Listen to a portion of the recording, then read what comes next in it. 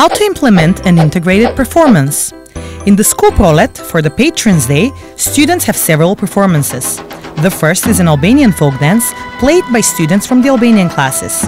Next is a Macedonian folk dance with students from the Macedonian classes. After that, Goran sings Tajno Moja, followed by Valbona with Vetem per ju. Is this an integrated performance? No! In an integrated performance, each part of the performance should be implemented by a mixed group of students and has to be a result from their joint work and cooperation. Which means, a truly integrated performance would look like this. Students from the Albanian and Macedonian classes from the school prolet perform jointly and dance a Macedonian and an Albanian folk dance. During the performance, they wear different folk costumes regardless of their ethnic background. This is followed by a duet by Goran and Valbona, who sing Tajno Moja and Vetem per ju together.